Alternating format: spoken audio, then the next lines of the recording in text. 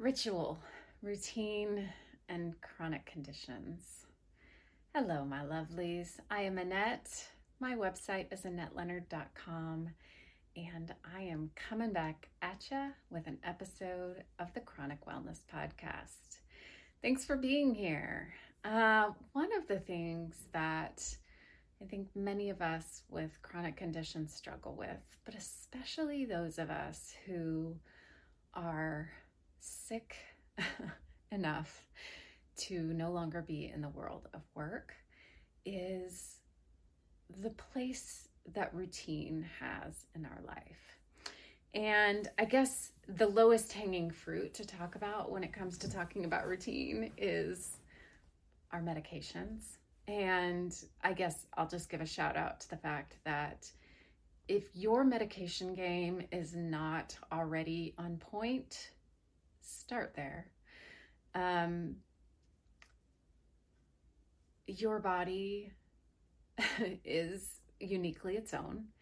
And one thing I can say with certainty without being your doctor is that if you are not already taking your pills on a set schedule with religious care, you could be doing better for yourself.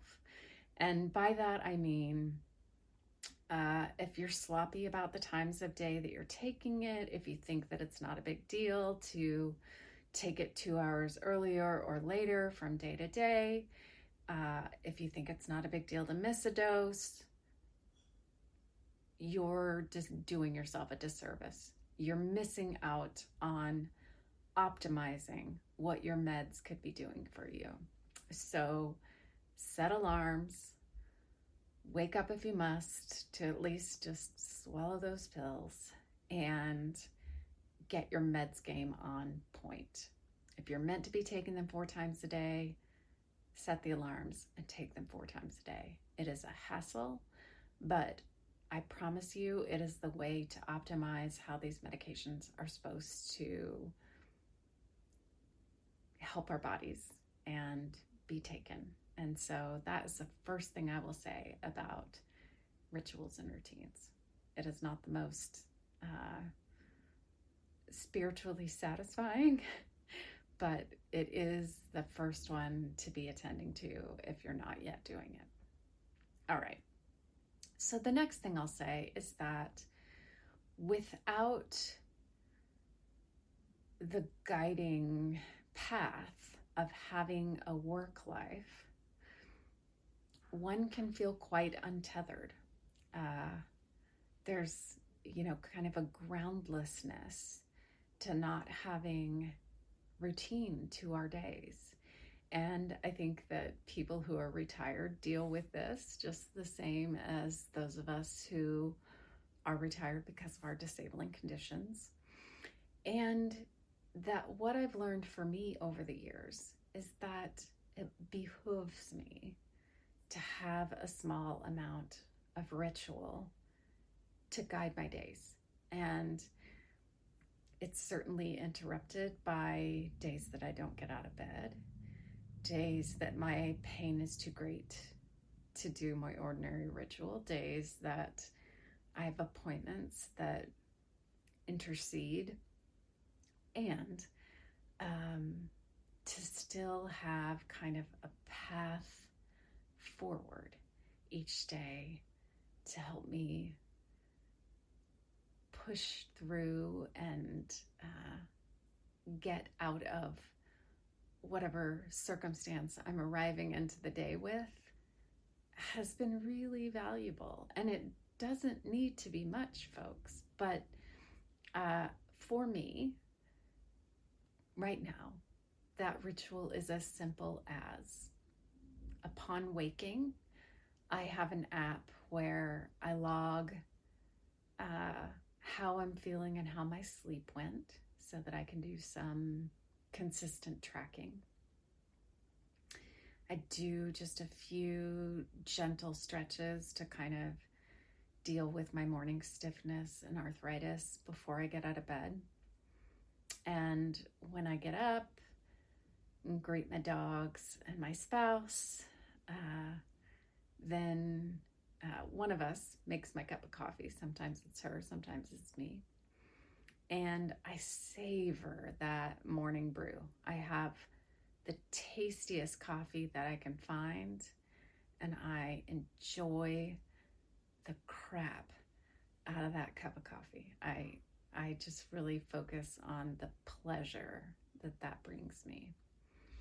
And then I usually light a candle, and sometimes that candle is on an altar, and sometimes it's part of what I've talked to you about, where I have a grief bowl.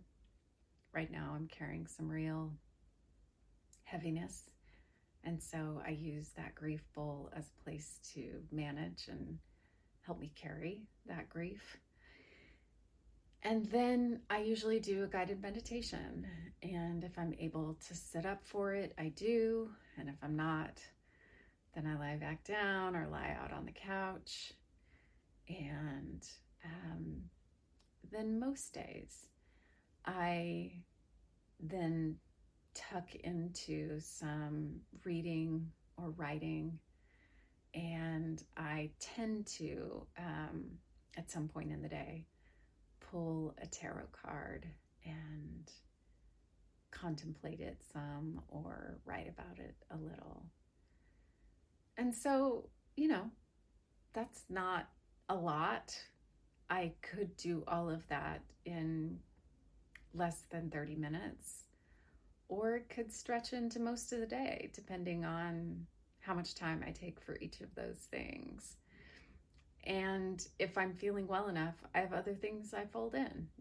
There are some puzzles on the New York Times app that I like to do with my wife. If I can take my little dog for a walk to the mailbox and back. Just other things if I'm feeling up for it. But having some scaffolding to hang the day upon, rather than just allowing the day to have its way with me, works better for my psyche and to help me bend and gravitate toward wellness in my mind and spirit. How about you? I wonder what things you do. I wonder if you have any rituals or routine. I wonder if you'd be willing to share them in the comments section so that we can learn about what your priorities are as you greet the day. Is it nature that you go out into? Is it a spiritual practice? Is it something for family or your obligations at home? Sound off. We would like to know. I would like to know. And as ever, if you have not liked or subscribed, I'd be grateful if you did.